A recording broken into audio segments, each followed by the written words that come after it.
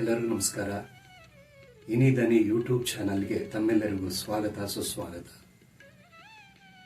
ಸ್ನೇಹಿತರೆ, ಈ ನೆಲದಲ್ಲಿ ಅನೇಕ ಮಹಾನ್ ಪುರುಷರು ಆಗಿ ಹೋಗಿದ್ದಾರೆ.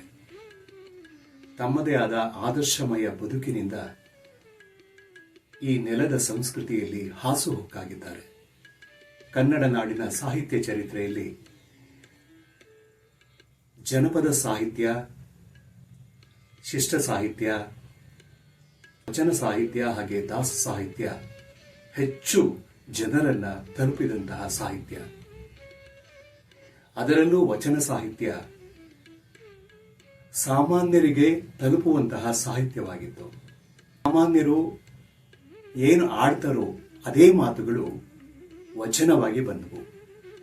ಈ ವಚನಗಳಲ್ಲಿ ವೈಚಾರಿಕತೆ ಇತ್ತು, ದೈವ ಭಕ್ತಿ ಇತ್ತು, ಜೀವನದ ತತ್ವ ವಿಚಾರವಿತ್ತು.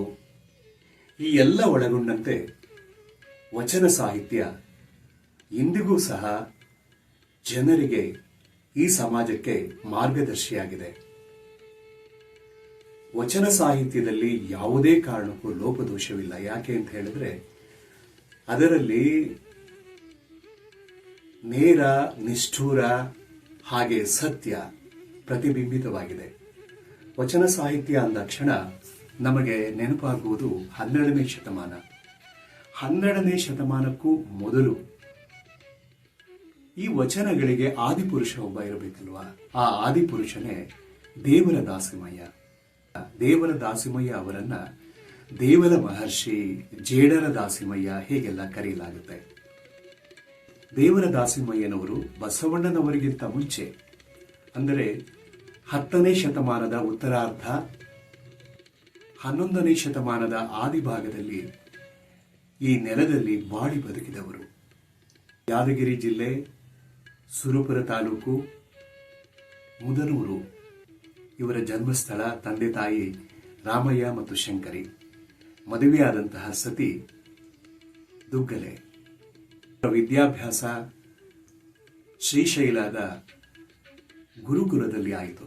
ಶಿವನಿಗೆ ವಸ್ತ್ರವನ್ನ ನೇಯ್ದುಕೊಟ್ಟಂತಹ ಐತಿಹ್ಯವುಳ್ಳ ವಚನಕಾರರು ದೇವರ ದಾಸಿಮಯ್ಯನವರು. ಬಹಳ ಸುಲಭವಾಗಿ, ಸರಳವಾಗಿ, ನ್ಯಾಯ ನಿಷ್ಠೂರದಿಂದ ಕೂಡಿರುವಂತಹ ಒಂದು ವಚನಗಳನ್ನು ನೀಡಿದವರು ದೇವರ ದಾಸಿಮಯ್ಯ. ಇಳೆ ನಿಮ್ಮ ದಾನ, ಬೆಳೆ ನಿಮ್ಮ ದಾನ, ಸುಳಿದು ಬೀಸುವ ಗಾಳಿ ಅದೂ ನಿಮ್ಮ ದಾನ.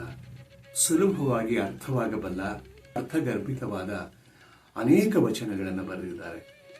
ಸುಮಾರು 150ರಿಂದ 176 ವಚನಗಳು ಇವೆ ಅಂತ ಹೇಳಲಾಗುತ್ತೆ. ಆ ವಚನಗಳ ಸಾರವೆಲ್ಲವೂ ಕೂಡ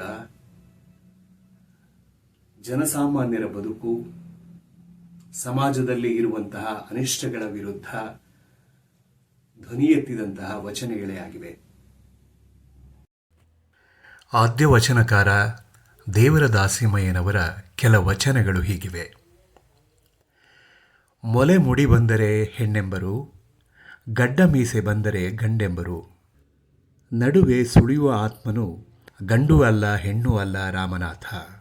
ಸತಿಪತಿಗಳು ಒಂದಾದ ಭಕ್ತಿ ಹಿತವಾಗಿಪ್ಪುದು ಶಿವಂಗೆ, ಸತಿಪತಿಯೊಳಗೊಂದಾಗದವನ ಭಕ್ತಿ ಅಮೃತದಳು ವಿಷ ಬೆರೆದಂತೆ ಕಾಣ ರಾಮನಾಥ. ಇಳೆ ನಿಮ್ಮ ದಾನ, ಬೆಳೆ ನಿಮ್ಮ ದಾನ, ಸುಳಿದು ಬೀಸುವ ಗಾಳಿ ಅದೂ ನಿಮ್ಮ ದಾನ. ನಿಮ್ಮ ದಾನವನುಂಡು ಅನ್ಯರ ಹೊಗಳುವ ಕುನ್ನಿಗಳೇನೆಂಬೆ ರಾಮನಾಥ. ಹರತನ್ನ ಭಕ್ತರ ತಿರಿವಂತೆ ಮಾಡುವ, ಒರೆದು ನೋಡುವ ಸುವರ್ಣದ ಚಿನ್ನದಂತೆ, ಅರೆದು ನೋಡುವ ಕಬ್ಬಿನ ಕೋಲಿನಂತೆ, ಬೆದರದೆ ಬೆಚ್ಚದೆ ಇದ್ದರೆ ಕರಬಿಡಿದೆತ್ತಿಕೊಂಬ ನಮ್ಮ ರಾಮನಾಥ.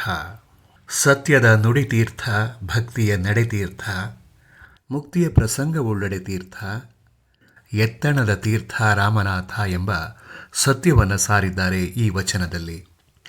ದೇವರ ದಾಸಿಮಯ್ಯನವರು ತಮ್ಮ ಸತಿ ದುಗ್ಗಲೆಯ ಬಗ್ಗೆ ಒಂದು ವಚನವನ್ನು ಬರೆದಿದ್ದಾರೆ. ಬಂದುದ ನರಿದು ಬಳಸುವಳು, ಬಂದುದ ಪರಿಣಮಿಸುವಳು, ಬಂಧು ಬಳಗವ ಮರೆಸುವಳು, ದುಗ್ಗಳೆಯ ತಂದು ಬದುಕಿದೆನು ಕಾಣ ರಾಮನಾಥ. ಕರಿಯ ನಿತ್ತೊಡೆ ಒಲ್ಲೆ, ಸಿರಿಯ ನಿತ್ತೊಡೆ ಒಲ್ಲೆ, ಹಿರಿದಪ್ಪ ರಾಜ್ಯವ ನಿತ್ತೊಡೆ ಒಲ್ಲೆ, ಶರಣರ ಸೂಳ್ನುಡಿಯ ಒಂದರಗಳಿಗೆ ಇತ್ತಡೆ ನಿನ್ನ ನಿತ್ಯೆ ಕಾಣ ರಾಮನಾಥ. ಅಂಬಲಿ ಅಲೆಯಾಗಿ ತುಂಬೆಯ ಮೇಲೋಗರವಾಗಿ ಉಂಬ ಸದ್ಭಕ್ತನ ಮನೆಯಾಗಿ ಲೋಕದ ಡಂಬಕರ ಮನೆ ಬೇಡ ರಾಮನಾಥ. ಎತ್ತು ನಿಮ್ಮ ದಾನ ಬಿತ್ತು ನಿಮ್ಮ ದಾನ ಸುತ್ತಿ ಹರಿಯುವ ಸಾಗರವೆಲ್ಲ ನಿಮ್ಮ ದಾನ. ನಿಮ್ಮ ದಾನವನುಂಡು ಅನ್ಯರ ಹೊಗಳುವ ಕುನ್ನಿಗಳೇನೆಂಬೆ ಹೇಳ ರಾಮನಾಥ. ಕಾಯ ನಿಮ್ಮ ದಾನ ಜೀವ ನಿಮ್ಮ ದಾನ ಕಾಯ ಜೀವ ಉಳ್ಳಲ್ಲಿಯೇ ನಿಮ್ಮ ಪೂಜಿಸದ ನಾಯಿಗಳನೇನೆಂಬೆ ಹೇಳ ರಾಮನಾಥ. ಇತ್ತ ಬಾ ಎನ್ನದವನ ಹತ್ತೆ ಹೊದ್ದಲು ಬೇಡ ಇತ್ತ ಬಾ ಎಂಬ ಸದ್ಭಕ್ತನ ಮನೆಯ ಬಾಗಿಲ ಹತ್ತಿಪ್ಪೆ ಕಾಣ ರಾಮನಾಥ.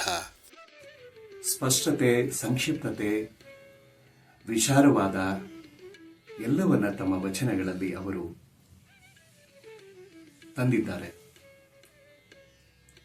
ನಂತರ ಬಂದಂತಹ ಅಂದರೆ 12ನೇ ಶತಮಾನದಿಂದ ಆನಂತರ ಬಂದಂತಹ ಶರಣರು ಬರೆದಂತಹ ವಚನಗಳು ಜನಸಾಮಾನ್ಯರ ಭಾವನೆಗಳೇ ಆಗಿವೆ. ಜನಸಾಮಾನ್ಯರಿಗೆ ತುಂಬಾ ಹತ್ತಿರವಾಗಿವೆ. ಅಕ್ಷರವೇ ಗೊತ್ತಿಲ್ಲದವರಿಂದ ವಚನಗಳನ್ನು ಬರೆಯಿಸಿ ಈ ಸಮಾಜಕ್ಕೆ ನೀಡಿದ್ದಾರೆ ಬಸವಣ್ಣನವರು. ಹಾಗಾಗಿ ಆ ಕಾಲದಿಂದ ಈ ಕಾಲದವರೆಗೂ ವಚನ ಸಾಹಿತ್ಯ ಎಂಬುದು ಸಾಮಾನ್ಯರ ಸಾಹಿತ್ಯ. ಅದರಲ್ಲಿ ಯಾವುದೇ ಒಂದು ಕ್ಲಿಷ್ಟತನ ಇಲ್ಲ. ತುಂಬ ಸರಳತೆ, ಸುಲಭವಾಗಿ ಅರ್ಥವಾಗಬಹುದಾದಂತಹ ಸಾಹಿತ್ಯ ಈ ವಚನ ಸಾಹಿತ್ಯ. ದಾಸಿಮಯ್ಯನವರ ವಚನಗಳು ಸತ್ಯವನ್ನ, ವೈಚಾರಿಕತೆಯನ್ನ, ದೈವಭಕ್ತಿಯನ್ನ, ಹಾಗೆ ಸಮಾಜದ ಅಂಕುಡೊಂಕುಗಳನ್ನು ತಿದ್ದುವ ಪ್ರಯತ್ನಗಳಾಗಿದೆ. ಸುಲಭವಾಗಿ ಸರಳವಾಗಿ ಅರ್ಥ ಮಾಡಿಕೊಳ್ಳಬಹುದಾದಂತಹ ಸಾಹಿತ್ಯ ಸುಧೆಯನ್ನ ದಾಸಿಮಯ್ಯನವರು ನಮಗೆ ನೀಡಿದ್ದಾರೆ. ಎಲ್ಲೆಲ್ಲಿ ರಾಮನಾಥ ಎಂಬ ಅಂಕಿತ ನಾಮ ಬರುತ್ತೋ ಅದೆಲ್ಲವೂ ದೇವರ ದಾಸಿಮಯ್ಯನವರ ವಚನಗಳಾಗಿರುತ್ತವೆ. ರಾಮನಾಥ ಎಂಬ ಅಂಕಿತ ನಾಮದಿಂದ ಅನೇಕ ವಚನಗಳನ್ನು ಬರೆದಂತಹ ದಾಸಿಮಯ್ಯನವರು ಸಂಸ್ಕಾರವನ್ನ, ವಿದ್ಯೆಯನ್ನ, ಜ್ಞಾನವನ್ನ ಎಲ್ಲವನ್ನ ಸಂಪಾದಿಸಿಕೊಂಡು ಕನ್ನಡದ ನೆಲದಲ್ಲಿ ಬಾಳಿ ಬದುಕಿದವರು. ಅವರ ಜೀವನದ ರೀತಿ, ಅವರ ಆದರ್ಶ, ಅವರು ಹಾಕಿಕೊಟ್ಟಂತಹ ಮಾರ್ಗ ಎಲ್ಲವೂ ಅನುಕರಣೀಯ.